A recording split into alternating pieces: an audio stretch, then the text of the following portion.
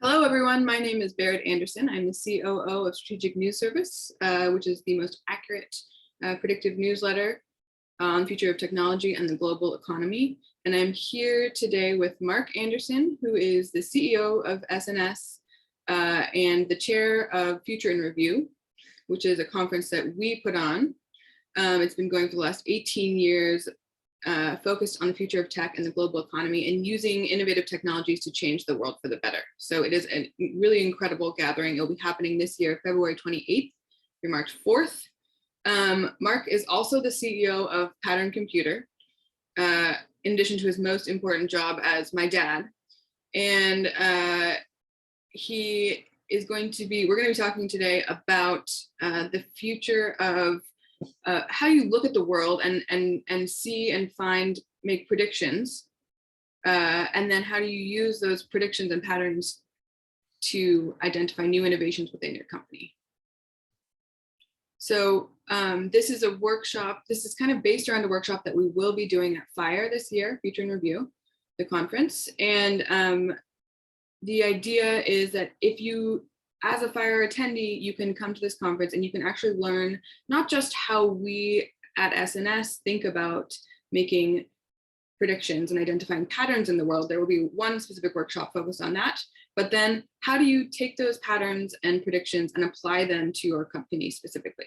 So Mark, I'm curious to hear more from you on this. This is something that I think Pattern Computer is probably an excellent example of this. But where did you come up with this idea? Where did you come up with this concept in general?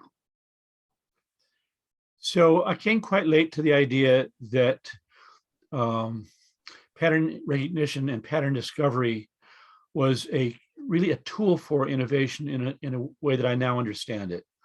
We've actually just published a scientific paper on this just about a month ago with 35 co-authors from the national laboratories.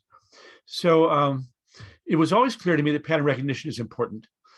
And then as I got involved with Pattern Computer, it became provable in a way which went beyond SNS. So I had used it at SNS to make discoveries and predictions accurately. And then with Pattern, we're actually coming up with treatments for cancer and things like that. So very on the ground kind of work, manufacturing. And then you kind of keep going deeper and deeper with the theory, So I was asked to do a program for a large corporation in finance through SNS, and I did that on innovation. And hating, as usual, to be boring, I started thinking about innovation and how tired I was of that word, which I think is the most overused word in the world. Right. I have an allergic reaction when someone says the word innovation. But I realized something that was useful, and that was that it wasn't really about innovation, it was about discovery. Now, we knew a lot about discoveries because we'd found out that there were these things called pattern discoveries. So in a world where everyone gets more and more specific in school and in work because they want to be a specialist, it turned out that you're learning less, you're making fewer and fewer great discoveries and more incremental discoveries. So, did the lizard have 4 legs or 4.5? You mean did the fly? Because of the people's general specificity in their careers and going into specific niches? Yes. You're seeing fewer patterns intersect in the world at large. Yes. And more very small, kind of like narrowly focused. Yes. I would call it the death of big science.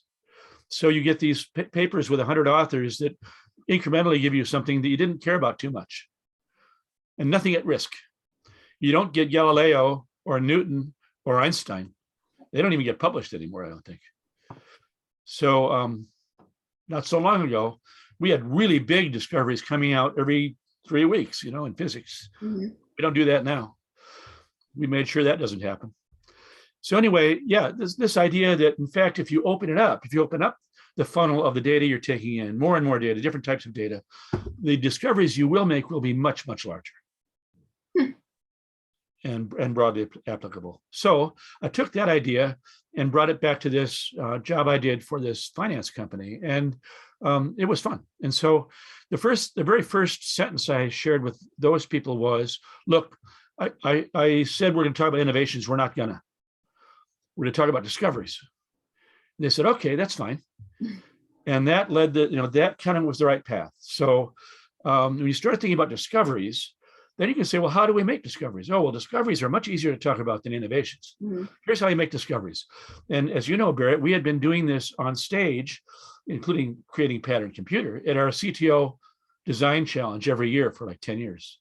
So we knew a lot about using kind of a reality TV-like setting to take a very smart group of people at different stages of their lives, different abilities, different knowledge backgrounds, a wide array of data. Right. Give them an impossible problem they were not trained for, and then have them come up with a brilliant solution.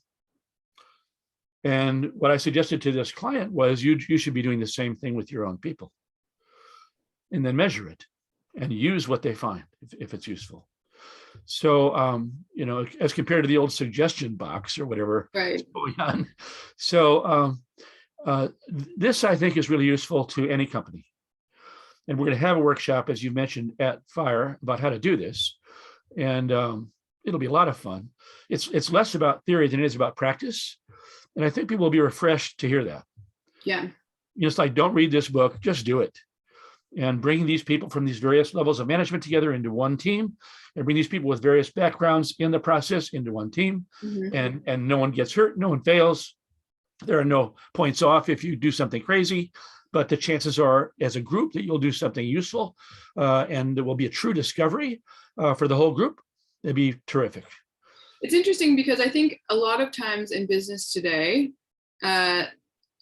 there's a surprising lack of ability to understand how to create the optimum environment for problem solving, right? So people will look at things very specifically within a company. They'll look at how do we improve this specific process, but they have so many blinders on that they can't see the bigger picture of what do we need to do as an entity to be successful in the next 5 to 10 years, right? Yes. And therefore they miss so many opportunities, which Yes. I think is a very, the interesting thing about the CTO Design Challenge is that, and I've used this in my work in many places, you don't tell them anything about what to do. You just give them a problem to solve. And you say, okay, come back in, 3 days. Yes. And what I had learned before, what we learned at Pattern over again, I think, is that you don't want any hypotheses. Yeah. You don't want any constraints, or hardly any. No constraints, just like a very clearly defined problem. Yes. So with Pattern, we just said, you don't know what a pattern computer is because no one's ever said it before. Here's a 1-sentence definition. Now you go invent it. And they did. So these are problems, whatever your company is trying to do or trying to improve upon, you'd want that sentence. You want to have a good problem sentence without telling them how to do it. Exactly. Yeah. Well, we'll do more of that at FIRE. Yeah. Yeah. I'm looking forward to it. I think it's going to be a fascinating, one of the things that is really different about FIRE from other conferences, for those of you who have not been yet, is the level of commitment to actually doing things that everyone who attends has. Yep. So unlike conferences where you go and you maybe see some business leader on stage talking about their strategy, and then you maybe get to ask them a question if you're really lucky. FIRE is really focused on bringing together people who can do things and do things, and creating the correct environment based. It's essentially a conference version of what you're describing, right? Creating the correct environment for people to form partnerships and invent new things and create new projects and solve new problems together. Yes. And which is a, I think this workshop series is one, as we are forced in this year to be virtual again, or to be virtual for the first time as a conference, we have been spending a lot of time thinking about how to integrate that into our virtual environment.